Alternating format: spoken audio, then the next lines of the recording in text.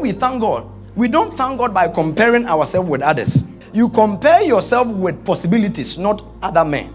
2 men went up into the temple to pray. The one was a Pharisee, the other was a publican. The Pharisee stood and prayed thus with himself: God, I thank thee that I am not as other men, extortioners, unjust, adulterers, or even as this publican. I fast twice in a week. I give tithes of all that I possess. And the publican standing afar off will not lift up so much as his eyes unto heaven, but smote his breast, saying, God, be merciful to me, a sinner. I tell you, this man went down to his house justified rather than the other. For everyone that exalted himself shall be abased, and he that humbled himself shall be exalted. Why did God reject the prayer of the Pharisee? Not because he was a Pharisee, but it was the content of his prayer.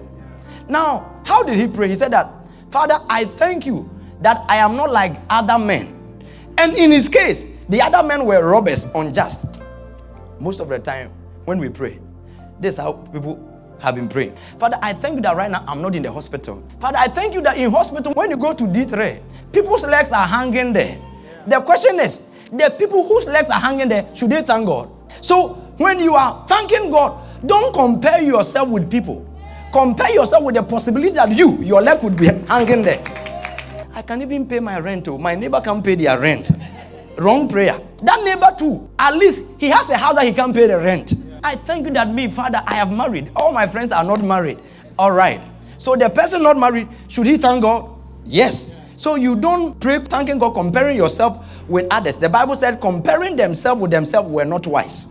But you compare yourself to yourself by the possibilities which could have happened to you. So for example, if it's rent, Father, I thank you that I'm able to pay my rent.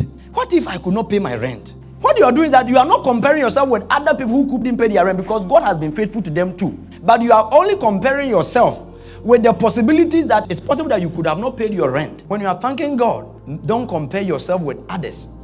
Or else, you come to a place very soon, you'll be in their situation and you will not thank God. So most people stop thanking God because yesterday they were praying, Father, I thank you, I can pay my rental. Then next year they can't pay their rent. Now they don't have a reason to thank God, because they think that if I can't pay my rent, God does not deserve my thanksgiving.